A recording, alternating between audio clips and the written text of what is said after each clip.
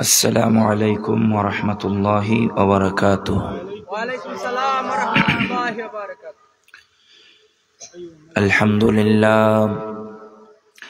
अल्हम्दुलिल्लाह नहमदुहु व नस्तईनुहु व नस्तगफिरुह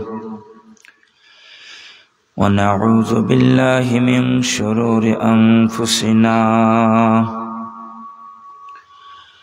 व मिन सय्यिआति अअमालिना।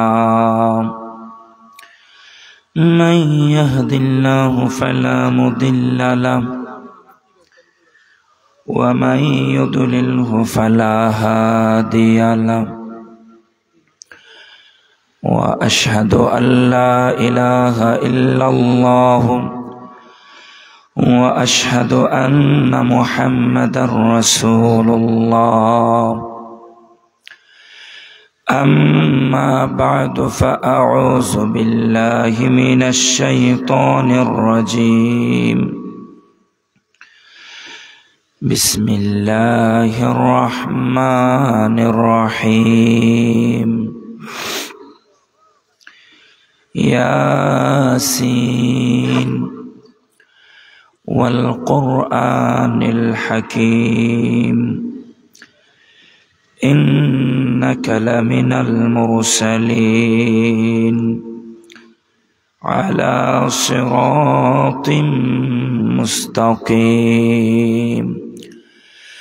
सदक़ल्लाहुल मौलानाल अज़ीम व सदक़ रसूलुहुन नबियुल करीम।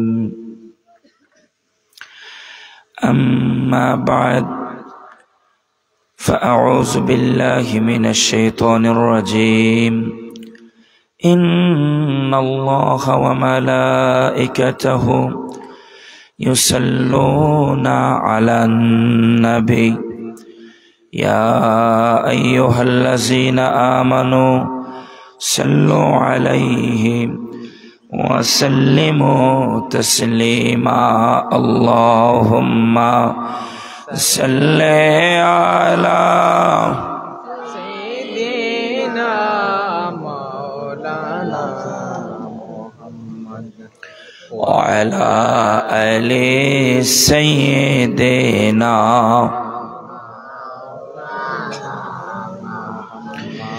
मेरे आका मेरे मौला बहुत दूरी से आया हो, नजर मुझे पर करम का हो। मेरे किस्मत उजाला हो। अल्लाहुम्मा सल्ले अला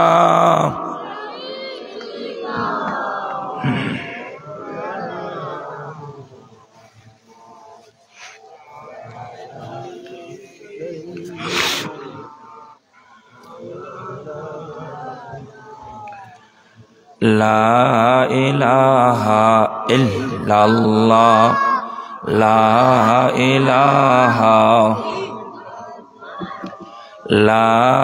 इलाहा इल्लल्लाह ला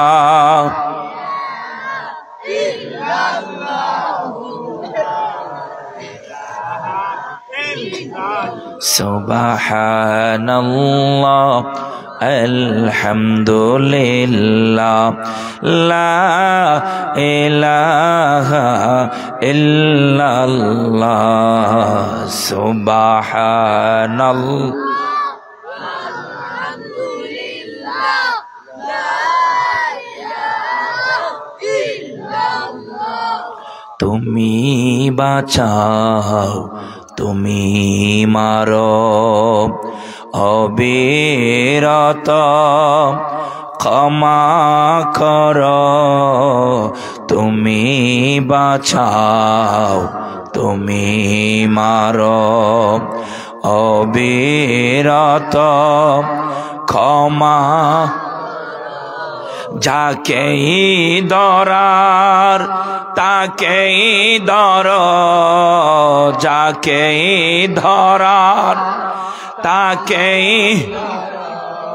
তোমার হাতে সবই আল্লাহ সুবহানাল্লাহ আলহামদুলিল্লাহ লা ইলাহা ইল্লাল্লাহ সুবহানাল্লাহ আলহামদুলিল্লাহ লা ইলাহা ইল্লাল্লাহ তুমি মোদের আশার আলো তাই তো তোমায় বাসি ভালো হৃদয় নামের ফুলদানিতে হৃদয় ফুলদানিতে গেতে রেখেছি প্রেমেরি মালা সুবহানাল্লাহ আলহামদুলিল্লাহ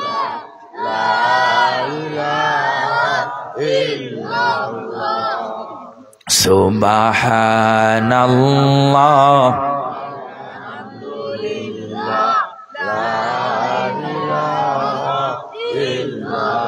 লা ইলাহা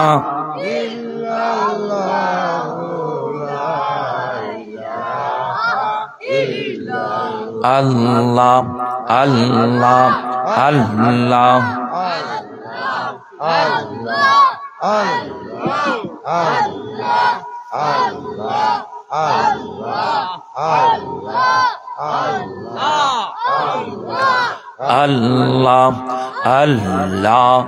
আল্লাহ আল্লাহ আল্লাহ আল্লাহ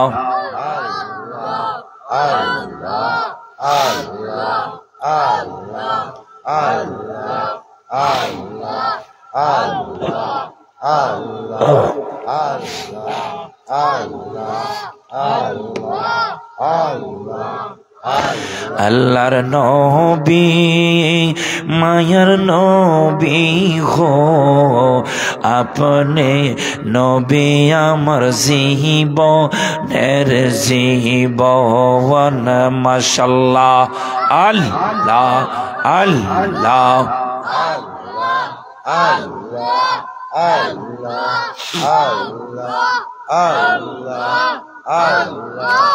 আপনি আমার জীবন সাথী অন্ধকার কবরের বাতি আপনি নবী আমার জীবনের জীবন আল্লাহ আল্লাহ আল্লাহ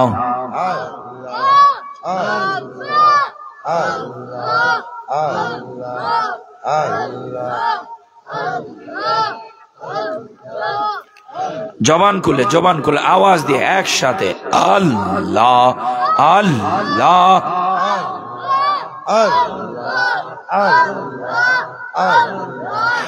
আপনি আমার জীবন সাথী অন্ধকার কবরের বাতি আপনি নবী আমার নির্দোনিয়ার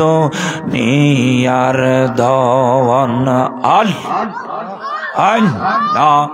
আল্লাহ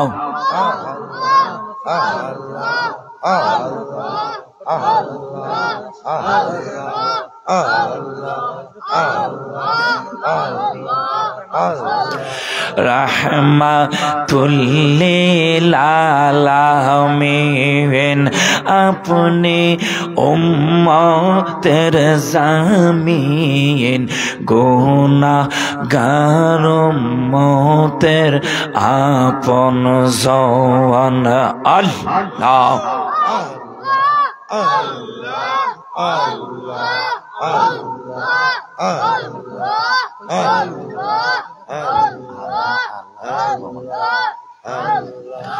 আল্লাহ আল্লাহ আল্লাহ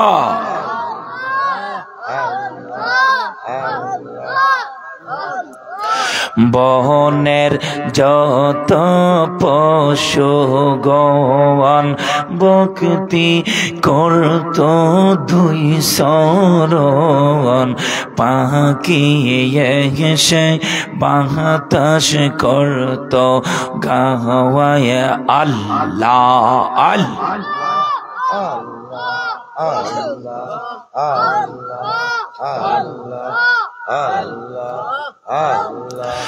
আল্লাহ আল্লাহ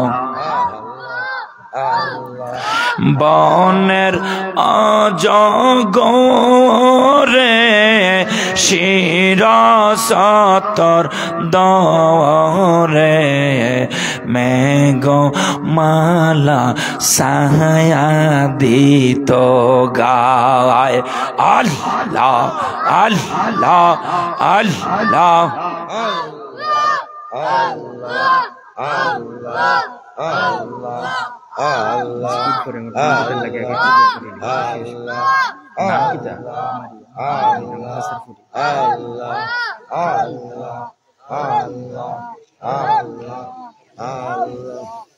আওয়াজ দিয়ে পড়েন না, আল্লাহর জিকির করতে সুবিধা আছে। আর দুপুরে খান নাই, একটু মহব্বতের সাথে আওয়াজ দিয়ে আল্লাহ লা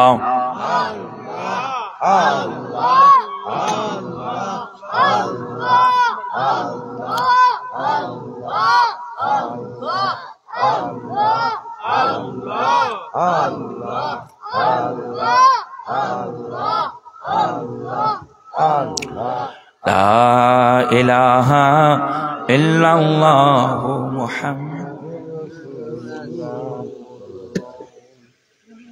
আলহামদুলিল্লাহ, শুকর বলে আলহামদুলিল্লাহ। কথা বলার আগে আমরা একটা দোয়া চেয়ে নিচ্ছি। আমাদের জনাব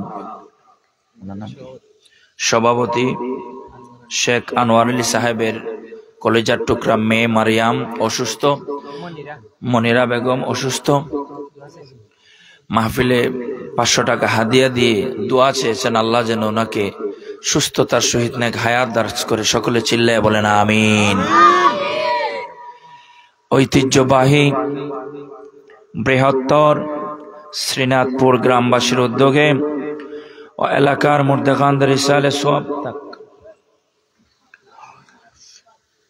উপলক্ষে 10ম বার্ষিক ইসলামী সুন্নি মহাসম্মেলনের সম্মানিত সভাপতি মহোদয়গণ, জনাব হাজি ওয়ারিসুন নবী শায়েস্তা মিয়া সাহেব, শেখ আনোয়ার আলী সাহেব, জনাব আজম আলী সাহেব, আজকের মাহফিলের সম্মানিত প্রধান অতিথি যিনি ছিলেন বাহরে শরিয়ত হাদিস জগতের উজ্জ্বল নক্ষত্র হযরত মাওলানা মুর্তজা আলী সাহেব আমানতপুরি মাদ্দাজিলুল আলী।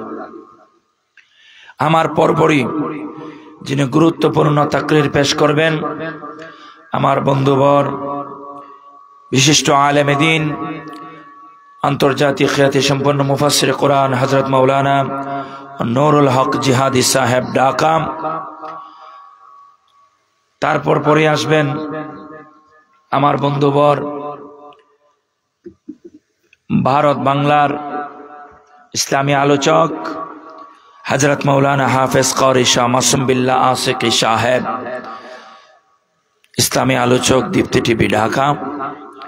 তো যারা আশেপাশে বাড়ি ঘরে ঘোরাফেরা করতেছেন, আমি সকলকে বলবো অযথা ঘোরাফেরা না করে আমরা সবাই মাহফিলে এসে বসে পড়ি।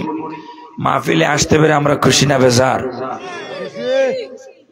আমি অত্যন্ত অসুস্থতা নিয়ে আজকে আপনাদের কাছে আসছি। কণ্ঠের আওয়াজ শুনে বুঝতে পারতেছেন যে কণ্ঠের অবস্থা বেশি ভালো না। আজকে আরেকটা মাহফিল ছিল, ওদেরকে অনুরোধ করে বলছে যে আমি খুবই অসুস্থ, আসতে পারবো কিন্তু কথা বলতে পারবো না। তারা বলছে হুজুর তাহলে আমরা হঠাৎ করে আপনি না আসলে মাহফিল চলবে কেমনি? হঠাৎ করে তো হুজুরও পাবো না। তো আমি অনেক চেষ্টা করে অনেক যোগাযোগ করে আমার এক বন্ধুকে সেখানে পাঠানোর সুযোগ হয়েছে। আর এখানে আমার প্রাণের প্রিয়, আমার মহব্বতের ভাই মিসবাহ ভাই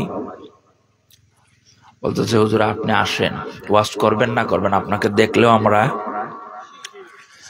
আলহামদুলিল্লাহ। এই যে আপনারা খুশি বলছেন, আমার হৃদয়টা ঠান্ডা হয়ে গেছে। এত কষ্ট করে জার্নি করে আসছি, সব কষ্ট আমার দূর হয়ে গেছে। আল্লাহ শুকরিয়া আদায় করে শুকর বলি আলহামদুলিল্লাহ।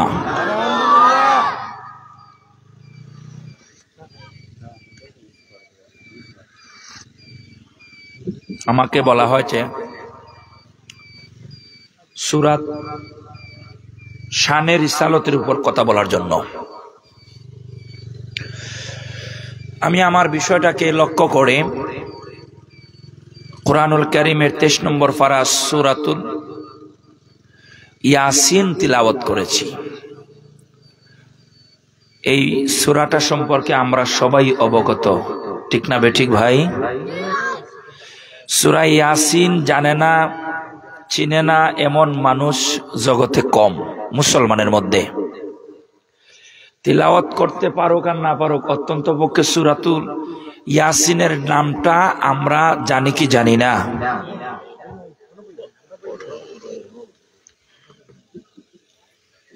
আল্লাহ সুবহানাহু ওয়া তাআলা যুগে যুগে নবী রাসূল প্রেরণ করেছেন। আল্লাহ পাক যত নবী রাসূল পৃথিবীতে পাঠিয়েছেন,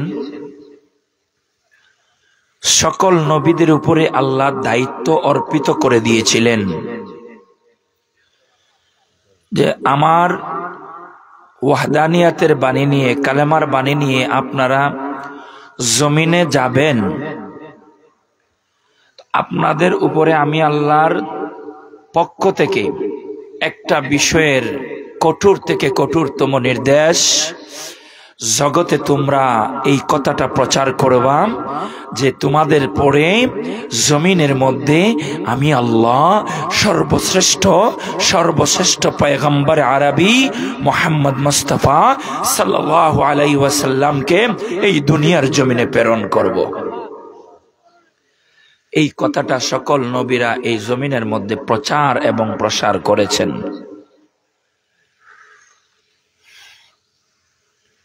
অনেক নবী তো আল্লাহর কাছে দোয়াও করেছেন, আল্লাহ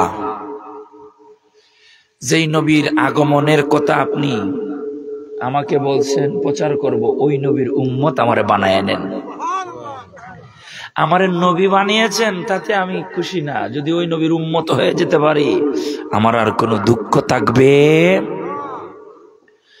আমার কথা কিছু বোঝা যায়নি, আপনারা বোঝা যায়নি, মোটামুটি কিছু সময় কয়েক মিনিট কথা কওয়া যাবে, ঠিক না? হ্যাঁ, বোঝা যায় তো? একটু দরুদ শরীফ পড়েন, আল্লাহুম্মা সাল্লি আলা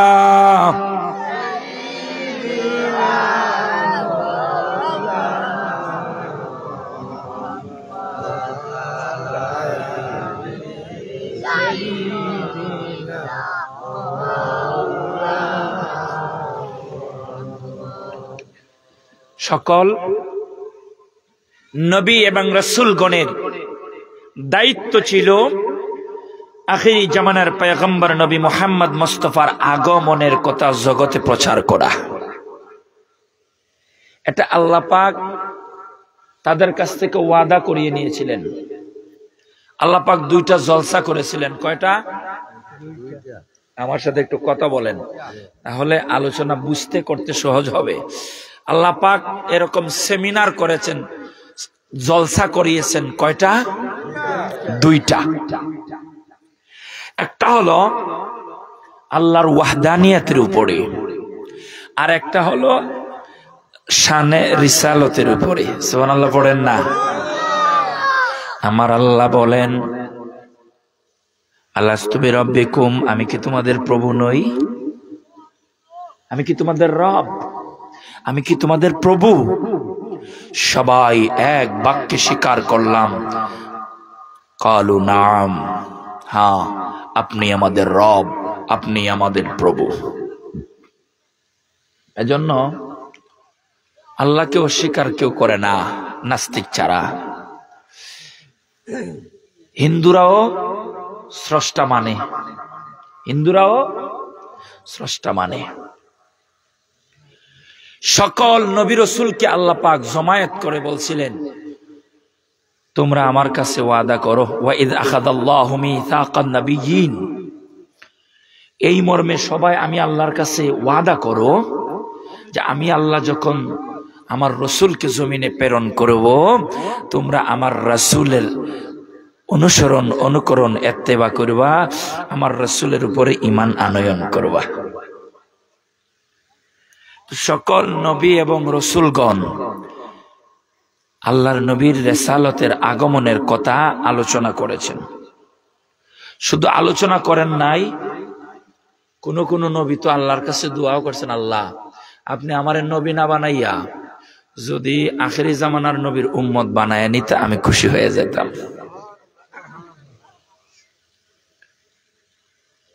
ঈসা আলাইহিস সালাতু ওয়াস সালামের দোয়া আল্লাহ কবুল করছেন।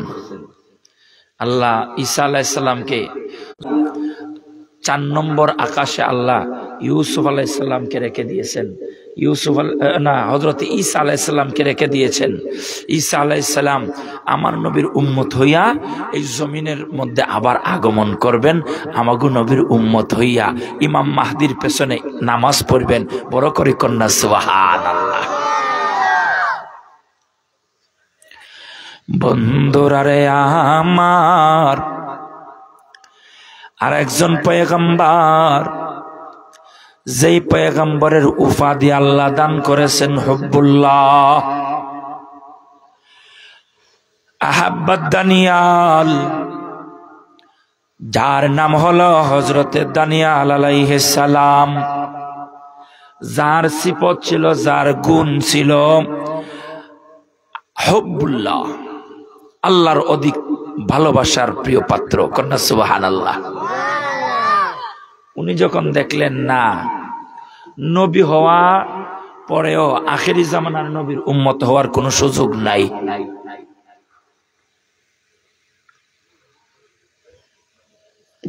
দানিয়াল আলাইহিস সালাতু ওয়াস সালাম আল্লাহর কাছে দোয়া করলেন, আল্লাহ আপনি আমাকে নবী বানিয়ে দুনিয়াতে পাঠালেন, তো আখেরি জামানার নবীর উম্মত তো আর হতে পারব না।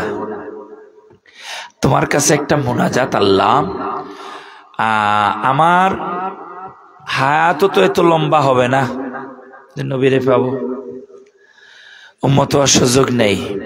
তবে আমার মনের একটা আশা, আমি দানিয়াল ইন্তেকালের পরে, আমি দানিয়াল যখন মারা যাব, আমার মারা যাওয়ার পরে আমার লাশটা যদি আখেরি জামানার নবীর উম্মতের হাত লাগে, আমি দানিয়ালের জীবন ধন্য হয়ে যাবে। কথা বুঝছেননি? উম্মতে মুহাম্মদের হাতের চুয়া, হাতের স্পর্শ দানিয়াল আলাইহিস সালাম আল্লাহর কাছে ভিক্ষা চেয়েছে। কন্যা সুবহানাল্লাহ।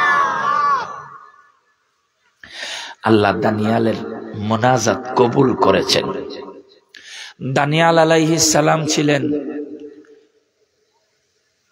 এমন এক রাজার জমানার অত্যাচারী যত জুলুম বাদশা আছে, সব জালেম বাদশাদের মধ্যে সবচেয়ে বেশি জুলুমবাজ বাদশা ছিল জালেম বাদশা বখতে নসর। বখতে নসর হে নিজের দোষ অন্যজনের গর্দন সাফায়া দিত। নাউজুবিল্লাহ পড়বেন না? যে নিজের দোষ অন্যের গাঢ় চাপায়া দেয়, হে কতটুক জালেম হইতে পারে। একবার দানিয়াল যখন নিজেকে সেজদা দেওয়ার হুকুম জারি করলো, তার পায়ে সেজদা মানুষেরা দিবে, তখন দানিয়াল আলাইহিস সালাতু ওয়াস সালাম নবুয়তি তখনও পান নাই, তখনও দানিয়াল নবী হন নাই। তো দানিয়াল আলাইহিস সালাতু ওয়াস সালামকে আল্লাহ নবী বানান নাই, কিন্তু নবুয়তি প্রকাশের আগেই নবীরা তাদের সত্যের উপরে অবিচল থাকেন, ইস্তেকামাত থাকেন। আল্লাহর পয়গম্বর দানিয়াল প্রতিবাদ করলেন, না রে বখতে নসর, তোমাকে সেজদা করা যাবে না। সেজদা পাওয়ার মালিক একমাত্র যিনি, তিনি মহান আল্লাহ। জবান খুলে বলো, সেজদা পাওয়ার মালিক কে? বখতে নসর বন্দি করলো দানিয়াল আলাইহিস সালামকে, বন্দি করে জেলখানায় নিক্ষিপ্ত করলো। আল্লাহর পয়গম্বর দানিয়াল জেলখানার মধ্যে বন্দি। এই দিক দিয়া রাজা বখতে নসর স্বপ্ন দেখলো। কি স্বপ্ন দেখলো? ভুলে গেছে। কি করছে? ভুলে গেছে। স্বপ্ন দেখছে, দেখার পরে কি করছে? স্বপ্ন তার দিমাগ থেকে নেই, ভুলে গেছে স্বপ্ন। এবার তার রাজ দরবারের মধ্যে যত শিক্ষিত স্বপ্নের তাবির করেনেওয়ালা যারা ছিল, এদেরকে ডাকছে, আয় তোরা সবাই বলো, আমি যে স্বপ্ন দেখছি আমার স্বপ্নের ব্যাখ্যা কি? এরা কয়, আপনি স্বপ্ন কি দেখছেন আগে বলেন, স্বপ্ন বললে না আমরা এটার তাবির করতাম। কথা বুঝেননি আপনারা? স্বপ্ন দেখছেন আপনি, স্বপ্ন কি দেখছেন না বললে কি তাবির করা যাইব? কথা কন না ভাই, স্বপ্ন বুঝেন তো? স্বপ্ন ঘুমের মধ্যে যখন দেখে, স্বপ্নে দেখতেছে ঘুমিয়েছে, তার বিয়ে হচ্ছে। কি হচ্ছে? বিয়া হইতেছে, বিয়া করতেছে। আর ওই সময় তার বাপ চাচারা বিভিন্ন জায়গায় যায় কন্যা দেখতেছে, আর পছন্দ হইতেছে না।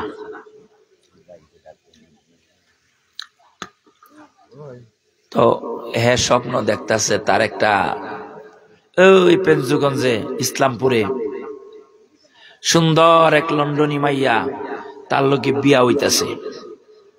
হ্যাঁ নৌশা সাইজা জামাই সেজে এই বিয়ের গেট পর্যন্ত চলে গেছে। কতটুক আগাইছে চিন্তা করতেছেন নি ভাই? গেটের মধ্যে যখন শালা শালিরা গেট ধরে রাখছে, প্লেটের মধ্যে মিষ্টি আইনা কাটা চামচ দেয় মিষ্টি, দুলাভাই মিষ্টি মুখ করেন, করছে। শালি মিষ্টি ঢুকাইয়া দিছে, ঢুকাইয়া দেওয়ানোর পরে হ্যাঁ সাবাইয়া খাইতে আছে। খাইতে খাইতে হঠাৎ করে দেখে না মিষ্টিও না, রসগোল্লাও না, রাজার কোনার মধ্যে কামড়াইতে আছে। কথা কন না? হ্যাঁ, বিয়া করলো, গেট পর্যন্ত গেল, মিষ্টি খাইলো, রাজার কোনা খাইতে আছে, কমলির কোনা খাইতে আছে। কথা কন না? স্বপ্ন দেখেন এরকম? স্বপ্ন দেখতেছে শ্রীনাথপুর আড্ডা খাবরে ফুটবল খেলার টিম লাগছে। হে হইল যে প্রধান বেগি যেটারে কয়, হ্যাঁ প্লান্টিক শট পাইয়া গেছে। অপোজিট সাইডের বারের সামন থেকে শট দিবে, সামনে শুধু গোলকিপার আর সে। কেমন হইতেছে? দেখতেছে কর্নারিদের দিমু 100 গোল পালা করে, হ্যাঁ ফিটফাট হইয়া জায়গা খালি শটটা মারছে। শটও দেশ কদ্দুর ভরে দেখা যায় হ্যাঁ গুম মাংস পাশেরটা আল্লাহ গো আল্লাহ গো আল্লাহ গো আল্লাহ গো ধাক্কাইতে আছে। এই করছ কি? ঘুমতে করছে কি রে? তাকায় দেখে বন্ধুর বাড়ি যে গেছিল মামার ঘরের বাইরের কাছে, মামাতো ভাইয়ের কাছে ঘুমাইছিল, হ্যাঁ ফুটবল মনে করে মামাতো ভাই ট্যাঙ্গের মধ্যে লাত্তি মেরে দিছে। এটা এরকম স্বপ্ন দেখে না মানুষ? কথা কন না ভাই? তো বাদশাহ বখতে নসর স্বপ্ন দেখছে, স্বপ্ন ভুলে গেছে। স্বপ্নের তাবিজ যারা করবে এরা বলতেছে, হ্যাঁ বাদশাহ তোমার স্বপ্নের তাবির তো আমরা করব, তো স্বপ্ন কি দেখছো সেটা তো কইবা, স্বপ্ন না কইলে তাবির কেমনে করব?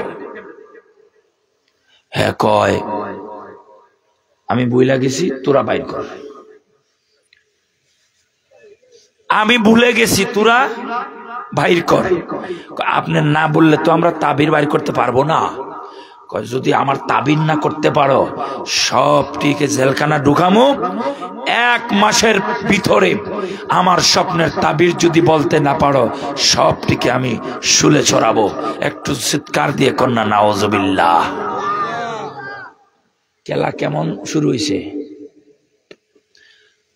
নরম না গরম? রাজ দরবারে যেগুলারে হাদিয়া দিয়া, টাকা দিয়া, বেতন দিয়া রাজ দরবারে লালন পালন করতেছে, এগুলার এখন জেলখানা ঢুকাইছে। এরার এখন কান্দনটা কেমন লাগতেছে?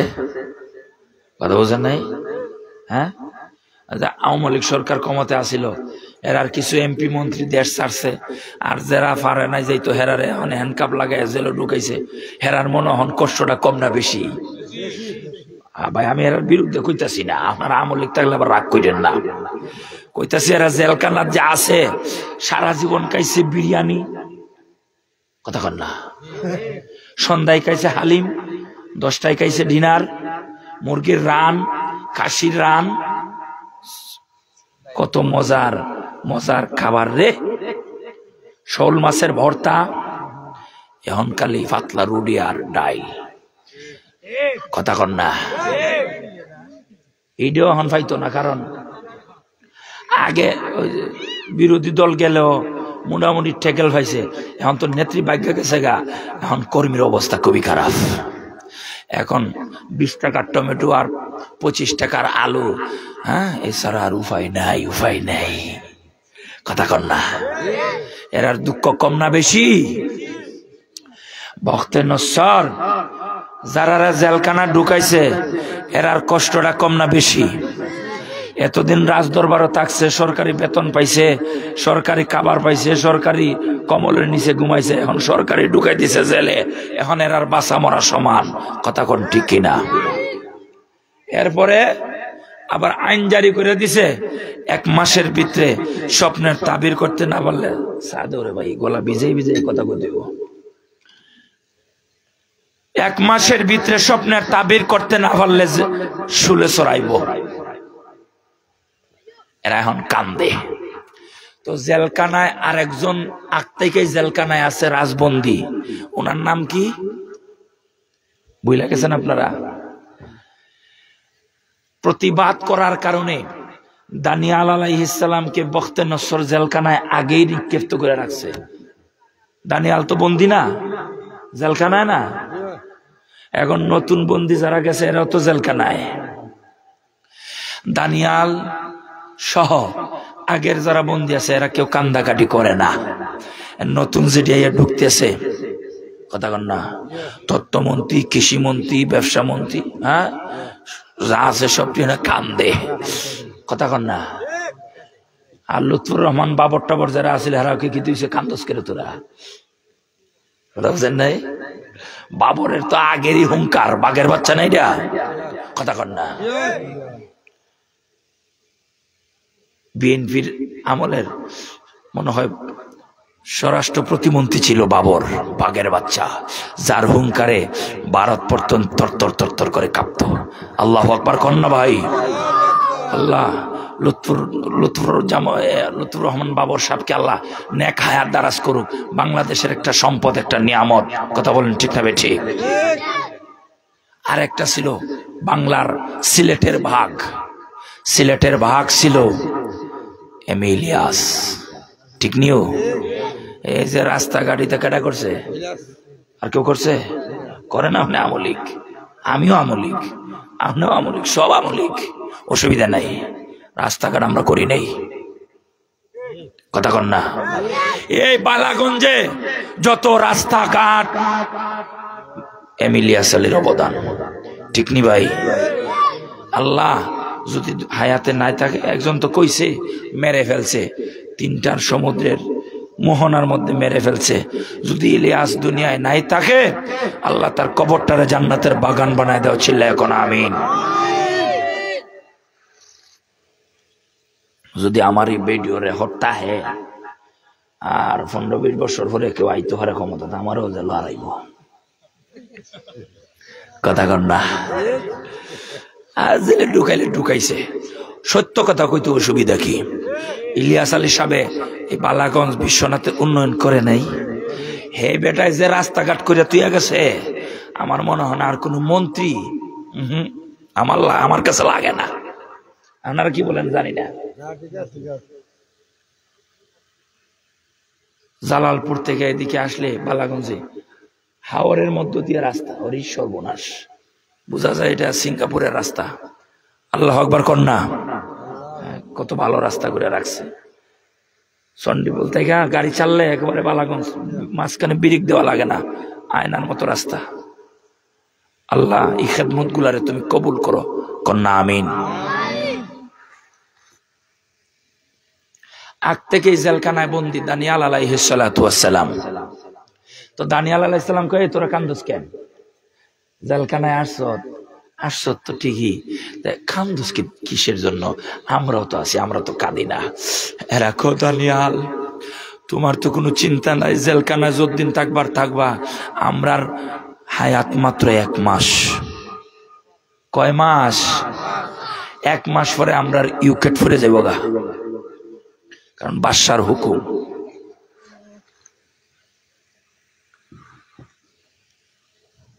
দানিয়াল বলেন ঘটনা কি? লোকেরা বলে দানিয়াল ঘটনা হলো বাদশা বখতে নসর স্বপ্ন দেখেছে রে, ওর স্বপ্ন ও নিজেই ভুলে গেছে। এবার আমাদেরকে বলছে স্বপ্নের ব্যাখ্যা করার জন্য। আমরা যদি স্বপ্নের ব্যাখ্যা করতে না পারি, সবাই রসুলে চড়াবে, 1 মাস পরে আমরা মারা যাব। 1 মাস পরে আমাগুরে হত্যা করে ফেলবে। এই যে মরণ আইব, এই মরণের ঢরে কান্দন শুরু হইছে। একটু বড় করে কন্যা আল্লাহু আকবার। হায়াতের মালিক কে? বাসানির মালিক কে? বাদশা মারতে পারব? আল্লাহ যদি না মারে? দানিয়াল আলাইহিস সালাম বলে চুপ কর, তোরা কান্দিস না, চুপ কর। তো হুজুরার কথা শুনলে মোটামুটি মনের মাঝে একটা শান্তি আসে, কথা কন না। তো দানিয়াল আলাইহিস সালাম বলতেছে চুপ কর, তোরা কান্দিস না, আমি একটা ব্যবস্থা করতেছি। যে প্রহরী যেটা তাকে, প্রহরীকে বলছে শুনো, তুমি যাইয়া বাদশাকে বলবা বাদশার স্বপ্ন এবং বাদশার স্বপ্নের তাওয়িল আমি দানিয়াল বলে দিব। সুবহানাল্লাহ জোরে কর। আমি বলে দিব। প্রহরী বাদশার কাছে গেছে, গিয়ে কয় বাদশা আপনার স্বপ্ন আর স্বপ্নের তাওয়িল আপনার জেলখানার পুরাতন এক বন্দী দানিয়াল সে কইরা দিব। বাদশা তো বেজায় খুশি। বাদশা হুকুম লেখছে, নোটিশ করছে, দানিয়ালকে শর্ত সাপেক্ষে মুক্তি দেওয়া হলো। দানিয়াল আলাইহিস সালামের কাছে চিঠি আসছে, আপনি মুক্তি, মানে ইয়া করছে আর কি, জামিন দিছে, জামিন খালাস দিছে না এখনো। তো দানিয়াল আলাইহিস সালাম বাদশার চিঠির অপর পৃষ্ঠায় লেখছেন, তোমার স্বপ্ন এবং স্বপ্নের ব্যাখ্যা আমি করে দিব। আমার শর্ত হলো তোমার রাজদরবারে আমি প্রবেশ করার আগে রাজদরবারের মধ্যে যে শিকলগুলো চড়ানো আছে এই শিকলগুলো সরিয়ে ফেলতে হবে। বাদশা বখতে নসর তার রাজদরবারের যে গেটের মধ্যে, এই তো গেট বানিয়েছে, গেট তো না এভাবে শিকলগুলো ঝুলিয়ে রাখছে, শিকল। এখন এরকম ঝুলানো, আপনি এদিক দিয়ে যেতে হলে মাথা নিচু করে ঢুকতে হবে, নাইলে শিকলের মধ্যে মাথা লাগলে মাথা কেটে যাবে। কথা বুঝতেছেন? তো দানিয়াল লেখছে এই শিকল চড়াইয়া দিবাম, এই শিকল থাকলে আমি প্রবেশও করব না, তোমার রাজদরবারে প্রবেশ করব না। কারণ এই শিকলের নিচ দিয়া গেলে মাথা নত করতে হবে। আমি তোমার সামনে মাথা নত করব না। কারণ বাঙালি বীর সন্তানেরা এই ঘটনা থেকে শিক্ষা নাও। যত জুলুম বাজ আসুক, যত নাস্তিক আসুক, যত মুরতাদ হোক না কেন, কি ভারত, কি আমেরিকা, কি জাপান, কি চীন, কি রাশিয়া, কোন শক্তির ভয়ে কারো সামনে মুসলমান কখনো মাথা নত করতে পারে না। কথা বলেন ঠিক কিনা?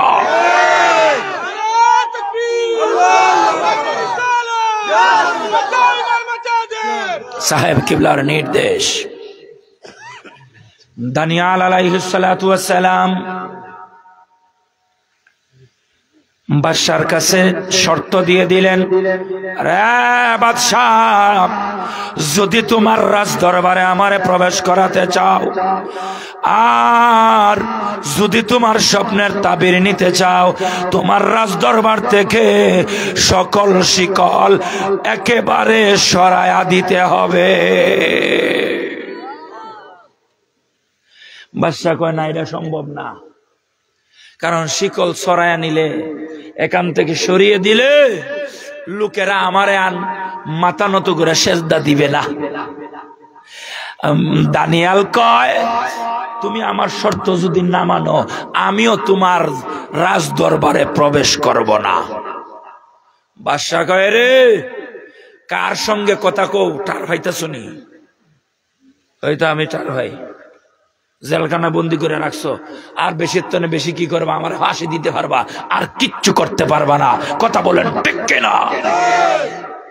জীবন তো একটাই, মারলে তো একবারই মরম। 1000 বছর শিয়ালের মতো বেঁচে থাকার চেয়ে সিংহের মতো একদিন বেঁচে থাকবো, কোনো আপত্তি নাই। ঠিক না বেঠি? বাদশা কয়, সর্বনাশ, এই দানিয়ালের লোকে তো আমি কোন রকমে ভাড়া যাবে না। শেষ পর্যন্ত বাদশা বখতে নসর, এটা এমন জালেমের জালেম, এটা এমন জালেমের জালেম, 41 খ্রিস্টাব্দে, কত খ্রিস্টাব্দে? বাইতুল মুকাদ্দাস, ফিলিস্তিন, জেরুজালেম, যেটা আমাদের মুসলমানদের কিবলা। আমার নবীজিও বাইতুল মুকাদ্দাসের দিকে মুখ করে নামাজ আদায় করেছেন। বাইতুল মুকাদ্দাস এমন একটা মসজিদ, যেই মসজিদে আদম থেকে শুরু করে আমার নবী পর্যন্ত সকল নবী রসুলের কদম বাইতুল মুকাদ্দাসের মধ্যে লেগেছে। একটু বড় করে কন্যা সুবহানাল্লাহ। মেরাজের রাতে সব নবীরা এখানে নামাজ আদায় করেছেন। মেরাজের ঘটনা আমার বন্ধু জিহাদি সাহেব ঢাকার আসতেছেন আমার পরপর, উনি সুন্দর বয়ান করবেন ইনশাআল্লাহ। আমি সেদিকে যাচ্ছি না। আমি যে কথাটা বলতেছি, যে বাইতুল মুকাদ্দাসের মধ্যে পচা গন্ধ, নোংরা, আবর্জনা, ময়লা বাইতুল মুকাদ্দাসের মধ্যে চড়াইয়া ছিটাইয়া রাখছে এই বখতে নসর। নাউজুবিল্লাহ পড়বেন না? এখনো পর্যন্ত এই ইহুদি, এই খ্রিস্টানরা বাইতুল মুকাদ্দাসের উপর হামলা করে। প্রতি রমজান মাস আসলে ফিলিস্তিনের মুসলমানদের উপরে এরা হামলা করে, মুসলমানদের রক্ত দিয়া এই বাইতুল মুকাদ্দাসকে তারা জমিনটারে বিজায়। প্রতি রমজানে আসলেই মুসলমানদের রক্ত দিয়া বাইতুল মুকাদ্দাসকে বিজিয়ে দেয়। একটু বড়সড়ি করে কন্যা নাউজুবিল্লাহ। এই বাইতুল মুকাদ্দাসে ইহুদি আর খ্রিস্টানরা হামলা করতেছে, এটা আজকে নতুন করে নয়। ওই বাদশা বখতে নসর থেকে শুরু করে আজও পর্যন্ত ইহুদি আর খ্রিস্টানরা এই বাইতুল মুকাদ্দাসের উপরে হামলা করেছে, বাইতুল মুকাদ্দাসকে অপবিত্র করেছে। বাইতুল মুকাদ্দাসের মুসল্লির শরীরের রক্ত দিয়া এই বাইতুল মুকাদ্দাসের কার্পেট, বাইতুল মুকাদ্দাসের জমিনকে তারা ভিজিয়েছে বারবার, একবার না বারবার। কথা বলেন ঠিক না বেঠিক? আজও পর্যন্ত ইহুদি আর খ্রিস্টানরা এই অত্যাচার, এই নির্যাতন চালিয়েই যাচ্ছে, চালিয়েই যাচ্ছে, চালিয়েই যাচ্ছে। এই বখতে নসরের বিরুদ্ধে প্রতিবাদ গড়ে তুললেন হযরতে দানিয়াল আলাইহিস সালাতু ওয়াস সালাম। দানিয়াল আলাইহিস সালামের কথা হইল, না, তোমার সামনে মানুষ মাথা নত করবে না, আমি তো করবই না, তোমার সামনে আর কাউরে মাথা নত করতে দিব না। মারহাবা কন্যা। দানিয়াল আলাইহিস সালামের শর্ত মেনে নিল বখতে নসর। মেনে নিয়া দানিয়াল আলাইহিস সালাতু ওয়াস সালামকে রাজ দরবারে প্রবেশ করার জন্য রাজ দরবারের যত শিকল ছিল শিকলগুলা সরাইয়া দিছে। দানিয়াল আলাইহিস সালাতু ওয়াস সালাম বখতে নসরের রাজ দরবারে প্রবেশ করলেন। রাজ দরবারে প্রবেশ করার পর বখতে নসর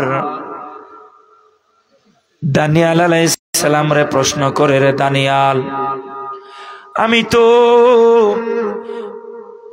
এই মুলকের বাদশাহ, সারা পৃথিবীটা আমার আঙ্গুলের ইশারায় নড়ে, বড় করি কন্যা আল্লাহু আকবার। এই ক্ষমতা বখতে নসরকে দান করছেন কে? আল্লাহ পাক। ক্ষমতা পাইয়া আল্লাহরই ভুইলা গেছে।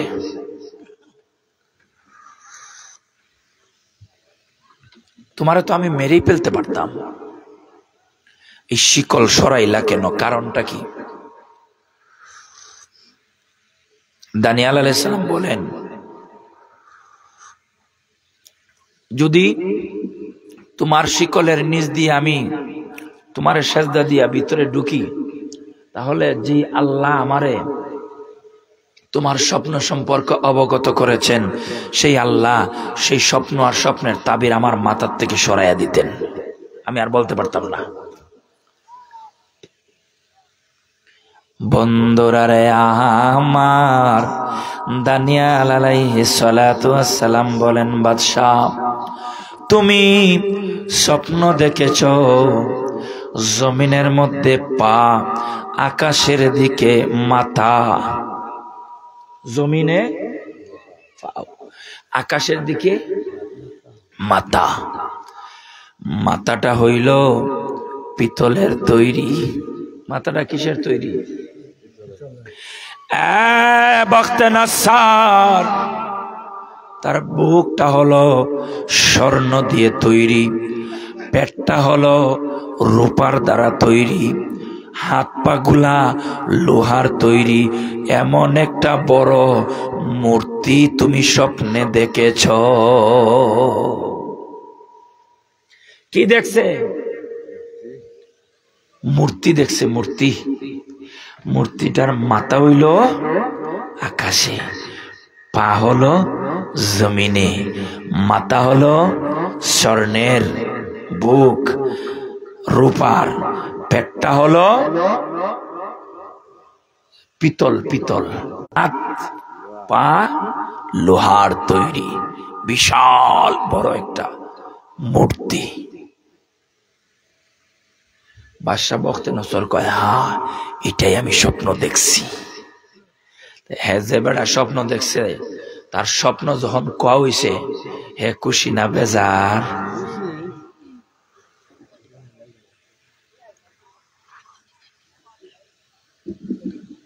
তো স্বপ্ন দেখলে যার তার কাছে স্বপ্ন কইবেন না, যার তার কাছে স্বপ্ন বলবেন না, আলেম দেখিয়া, জ্ঞানী দেখিয়া তার কাছে বলবেন। দানিয়াল আলাইহিস সালাম বললেন, তোর স্বপ্ন ঠিক আছে নি? এটাও দেখছত নি? কয়, হ্যাঁ, এটাই আমি দেখছি। তোর স্বপ্ন তো আমি কইয়া দিলাম। কয়, দানিয়াল, এটার ব্যাখ্যাটা কি আমারে কইয়া দাও। দানিয়াল আলাইহিস সালাতু ওয়াস সালাম বলেন, রে বাদশাহ, তোর এই স্বপ্নের ব্যাখ্যা হলো, তোর যে রাজত্ব, তোর যে খোদাই দাবি করছ, এইগুলি চিরদিন থাকবে না। কোস কি? হ্যাঁ। স্বপ্নের শেষ অংশটা বলো। দানিয়াল বলেন, তুমি দেখেছ আকাশের দরওয়াজাগুলি খোলা, আর সাত আসমানের উপর থেকে রে একটা নূরের তারকা আসতেছে, এসে এসে এসে এসে তোমার এই মূর্তিটার মাথার মধ্যে পড়েছে, আর তোমার মূর্তিটা ভেঙ্গে চূর্ণ বিচূর্ণ হয়ে গেছে। হ্যাঁ, এটাই আমি স্বপ্ন দেখছি। দানিয়াল কি কয়? একটা নূরের তারকা পড়ছে, আর বাদশা বখতিয়ার এটাই আমি স্বপ্ন দেখছি। দানিয়াল, এটার ব্যাখ্যা কিতা, ফলাফলটা কিতা আমার একটু বলো। দানিয়াল ডাক দেয়, রে বখতিয়ার, এটার ফলাফল হইল আকাশের উপরে সাত আসমানের উপর থেকে একটা নূরের তারকা জমিনের দিকে আসছে। আসতে আসতে তো এই মূর্তির মাথায় পড়িয়া মূর্তিটারে ভেঙ্গে চূর্ণ বিচূর্ণ করে দিছে। ওই নূরের তারকা আর কোনো কিছু না রে, এটা হলো আখেরি জামানার পয়গম্বর নবী মুহাম্মদুর রাসূলুল্লাহ। এমন একটা দিন আসবে রে বখতিয়ার, তোমার এই রাজত্ব তোমার হাতে থাকবে না রে বখতিয়ার, তোমার ক্ষমতা তোমার হস্তগত থাকবে না, তোমার এই রাজত্ব থাকবে না। আখিরি জামান নবী মুহাম্মদুর রাসূলুল্লাহ সাল্লাল্লাহু আলাইহি ওয়াসাল্লামের নবুয়তের আলোর দ্বারা এই দুনিয়ার তামাম অন্ধকার দূরীভূত হয়ে যাবে। দানিয়াল আলাইহিস সালাম আমার নবীর শানের রিসালাত বর্ণনা করতেছেন, আমার নবীর আগমনের কথা দানিয়াল বর্ণনা করতেছেন। একটু বড় করে কন্যা সুবহানাল্লাহ। কি সুবহানাল্লাহ কইবেন? আমার আওয়াজ বুঝা যায়নি, বুঝুননি আপনারা? বুঝতেছেননি? কিছু কিছু মজা লাগেন না, হ্যাঁ বুঝা যার, কিন্তু মজা লাগে না। আমি কি তা করবো রে ভাই? আজকেও মাহফিল আছে তিনটা। আজকে কয়টা? তিনটা। একটা শেওলা ব্রিজের কাছে, বুঝছেননি? হ্যাঁ, আরে কইছি পাইতাম না, না করে দিছি। গোবিন্দগঞ্জ ছাতকে কইছি এত দূর আসাই সম্ভব না, আর গলার অবস্থা একবারই শেষ। আসতে পারবো? আইসা কি আমার চেহারা কালে তোরারে দেখামো? আমি গেছি আর একবার এনে বলছি, তোরা অন্য একজন নে, আমারে সার। আর এনে পুরাতন ভালোবাসা, মায়ার জায়গা, ওয়াজ করতে পারলে পারবো, না পারলে নাই। হেরা রেখে দেবে দেখ কেমনে সিন্নাথপুরের মানুষ 1 বছর পরে দেখাই, কথা কর না? হ্যাঁ, ওয়াজ করলে করলাম, না করলে নাই।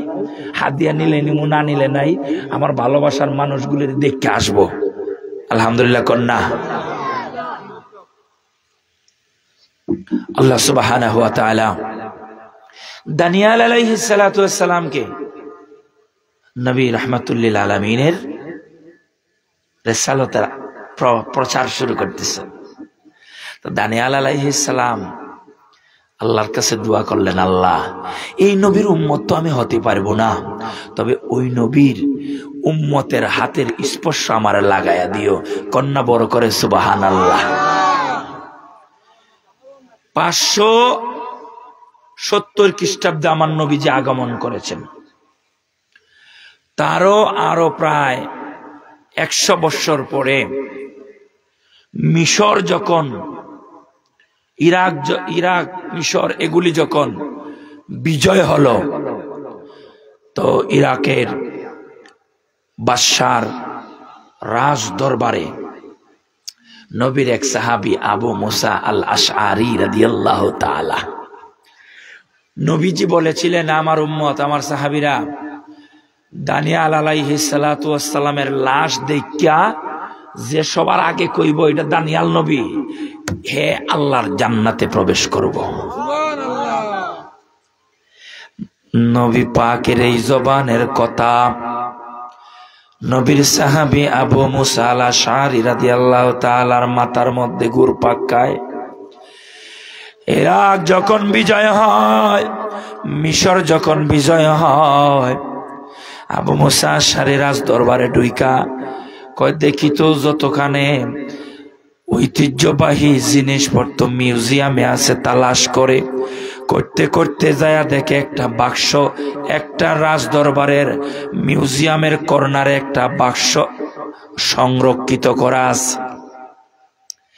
একজন বুড়া মানুষ, বৃদ্ধ মানুষ কফিনের কাছে বসে আছে।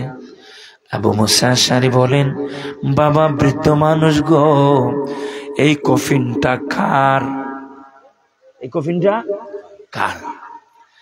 লোকটা কয় এটা আমি পাহারা দিতেছি, এটা কার লাশ কার মমি আমি বলতে পারবো না। আবু মুসা আশআরী রাদিয়াল্লাহু তাআলা বলেন, কফিনটাকে আমি দেখতে পারি? অসুবিধা নাই, এখন আর অসুবিধা নাই, কারণ রাজা পলায়ন করছে, রাজদরবার মিউজিয়াম সব এখন জনগণের হস্তগত। আবু মুসা আশআরী কফিনটা খুললেন, কইলা দেখতেছেন লাশের চেহারার দিকে তাকাইছে। ও ভাই, নবীদের চেহারা কি আর আমগো চেহারার মতো? দেখলেই তো চিনা যায় এটা নবীর চেহারা, দেখলেই চিনা যায় এটা পয়গম্বরের চেহারা, ঠিক না বেঠে?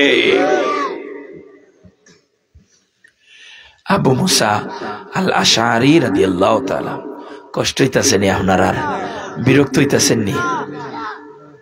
আমি আর 5 থেকে 10 মিনিটের ভিতরে দোয়া করে লইব ইনশাআল্লাহ, কারণ আমারও কষ্ট হইতাছে আর আপনারাও এটা কথা অন্য মজা পাইতেন না, বালা লাগতো না, আরো গুছা উঠবো আপনারা। আইসি একটা দোয়া করলেই। তা আবু মুসা আল আশআরী রাদিয়াল্লাহু তাআলা কফিনটা খুললেন, কইলা দেখে হায় হায় হায় হায়, এটা তো কোনো সাধারণ মানুষের লাশ হতে পারে না, এটা দানিয়াল আলাইহিস সালামের লাশ। চিৎকার দিয়ে কন্যা সুবহানাল্লাহ।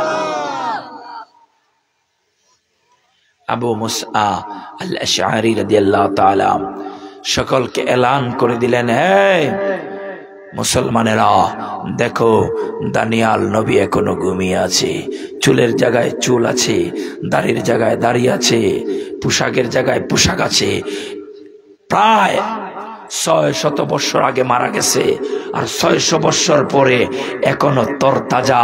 চিৎকার দিয়ে বলুন না আল্লাহু আকবার। তারে মাটিয়ে খায় না, জমেও সয় না গো প্রেমিক যেই জনা, তারে মাটিয়ে খায় না, জমেও সয় না গো প্রেমিক যেই জনা। ওয়াজ করলাম মনের মধ্যে আশা আছিল, সিন্নাতপুর যামু, মন বইরা ওয়াজ করমু, আশা আছিল, দেহ কণ্ঠে দিল না, আমি কি করবো।